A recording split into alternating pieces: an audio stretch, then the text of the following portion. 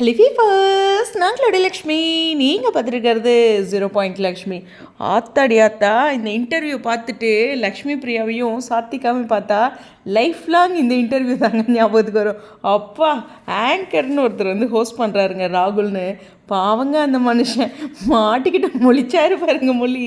Cine உலகமில் ஒரு recent interview ஒரு 24 hours ஆயிருக்கும்னு நினைக்கிறேன், ஒரு நாள். ஓகேவா, லேட்டஸ்ட்டாக போய் பாருங்கள். சினி உலகமில் என்னென்னா, இந்த சூப்பர் சிங்கருக்கு அம்மன் கெட்டப்பில் வந்திருக்காங்க. அங்கேருந்து தான் எல்லோரும் கேட்ச் பண்ணிங்களா என்னன்னு தெரில. ஓகே, அம்மன் ரவுண்டு, அந்த ரவுண்ட் முடிஞ்ச கையோட இன்டர்வியூ கொடுத்துருக்காங்க அங்கே. ஸோ இந்த இடத்துல வந்து ஃபஸ்ட்டு ஒரு ஆங்கர் தானே வந்திருக்க ஒரு ஆர்டிஸ்டெல்லாம் வந்து இன்டர்வியூ பண்ணுவாங்க.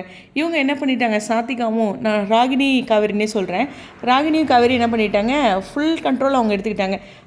வணக்கம் ராகுல் அப்படின்னு சொல்லிட்டு, நீங்கள் உங்கள் ஜாபை லைக் பண்ணுறீங்களா, to you like your job, அப்புறம் எவ்வளோ சம்பளம் வாங்குறீங்க, யாராச்சும் லவ் பண்ணுறீங்களா, ஏதாச்சும் கமிட்மெண்ட் இருக்கா அப்படின்னு தொடர்ந்து கேட்க அங்கே ராகுல் வந்து ஸ்டக் ஆகிட்டார். என்னங்க இத்தனை கேள்வி கேட்குறீங்க, கேள்வி கேட்குறது எவ்வளோ ஈஸின்னு இப்போ தெரியுதா அப்படிங்க. 2 பேருங்க உண்மையுமே சொல்கிறேன், காவிரியும் ராகினியும் பார்த்திங்கன்னா அப்படியே ஒருத்தருக்கு ஒருத்தர் சலைச்சது இல்லைங்கிற மாதிரி ஒரே மாதிரியே இருக்காங்க. இந்த என்ன சொல்கிறதுனா, ஒரு பானை சோத்துக்கு ஒரு சோறு பதம்பாங்களே, உன் ஃப்ரெண்டை காட்டு நீ யாருன்னு சொல்வேன்னு சொல்லுவாங்களா, அந்த மாதிரி எனக்கு தெரிஞ்சுது அவங்க 2 பேரும்.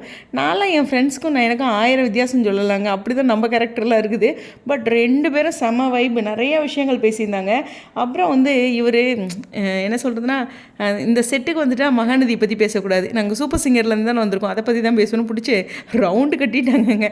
ஸோ இந்த இடத்துல லக்ஷ்மி பிரியாவோட பயங்கரமான கேள்வி, சாத்திகாவுடைய அழகான ஒரு கவனிப்பு வந்து பட்டையை கிளப்பிட்டாங்க பிள்ளைங்க 2 பேரும் அப்படின்னு சொல்லணும்.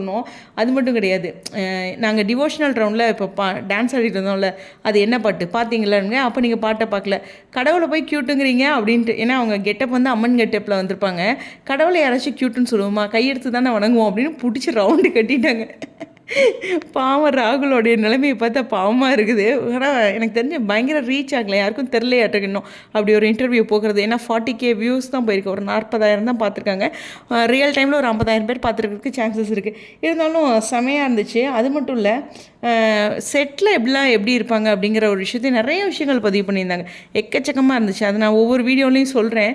பட் இருந்தாலும் டோட்டலாக மகாநதி ஃபுல்லாகவே வந்து ஒரு பயங்கர வைப். அவங்க எப்பயுமே வந்து ஷோஸ்லாம் சொல்லுவாங்க தெரியுமா, ஜெயிக்கிறோம் தோக்குறோம், ஜாலியாக இருக்கணும் வாழ்க்கையை அப்படிங்கிறது வந்து மகாநதியில் இருக்க எல்லாத்துக்கிட்டையும் நம்ம கற்றுக்கிற ஒரு விஷயம். சீரியஸ்லி, என்னவாக இருந்தாலும் சரிங்க, ஜாலியாகவே இருப்போமே அப்படின்ட்டு. அதுதான் நாங்கள் எப்போவுமே வைபாகவே இருப்போம் அப்படின்ட்டு. வைஷாலி வந்ததுக்கப்புறம் சில மாற்றங்கள் எங்களுக்குள்ளே ஏற்பட்டிருக்கு அப்படின்னு நிறைய விஷயங்கள் ஷேர் பண்ணிக்கிட்டாங்க. அது எல்லாமே இன்னொரு வீடியோவில் நான் க்யூட்டாக சொல்கிறேன். பட் இருந்தாலும் அந்த இன்டர்வியூவை பாருங்கள், செம்ம கெட்டப் உண்மையுமே சூப்பராக இருந்துச்சு. நிறைய விஷயங்கள் ஷேர் பண்ணியிருந்தாங்க. அதில் ராகுலை வந்து டேக் பண்ணுங்கள் கீழே அப்படிங்கிற மாதிரிலாம் போட்டு சாத்திகா ஒரு வம்பு இல்லைன்னு இழுத்துட்டாங்க. பாவம் அவர் கடைசியில் மாட்டிக்கிட்டு முழிச்சு எப்படியோ நிகழ்ச்சியை முடித்தா போதுன்னு ஆயிடுச்சு. நல்லா இருந்துச்சுங்க உண்மையுமே. அவரும் திருப்பிலாம் கேட்டிருக்கலாம், அது அவர் பவ்யமாக போனார், அது எனக்கு பிடிச்சிருந்தது. எப்பயுமே பார்த்திங்கன்னா ஒரு கேர்ள்ஸ் ரவுண்டு கட்டும்போது பொதுவாக முக்கால்வாசியெல்லாம் அமைதியாக தான் போவாங்க, அதை என்ஜாய் பண்ணுவாங்க. அந்த மாதிரி தான் அவர் பண்ணார். அவரும் திறமை இல்லாதவர் அப்படின்னு நான் சொல்ல வரல, பட் அதை ரசித்தார். அதனால தான் நமக்கு அந்த இன்டர்வியூ வந்து ஒரு டிஃப்ரெண்ட்டாக இருந்தது. லைஃப்பில் என்றைக்கு இவங்க 2 பேர்த்தையும் நான் சேர்த்து பார்க்குறனோ அப்போல்லாம் இந்த இன்டர்வியூ தான் ஞாபகத்துக்கு வரும். அவ்வளோ ஒரு க்யூட்டான விஷயம் பண்ணியிருக்காங்க. ஸோ சினி உலகமோட யூடியூப் சேனலில் போய் பாருங்கள், ஓகேவா. ஆனால் நான் காவேரிக்கிட்டேயும் சாத்திகாக்கிட்டேயும் அதாவது ராகினிக்கிட்டையும் சுத்தமாக எதிர்பார்க்கல, பிரித்து மேய்ஞ்சிட்டாங்க. க்ளீன் போல்டுங்க. என்ன பண்ணுறதுன்னா, ஆங்கர் பவுலிங் போட்டோன்னே நகர்ந்து நின்றுட்டார், டேரெக்டாக ஸ்டெம்பிள் அடிச்சிருச்சு, அவுட்டு கொடுத்துறாங்க அம்பையர். அப்படி ஒரு இன்டர்வியூ.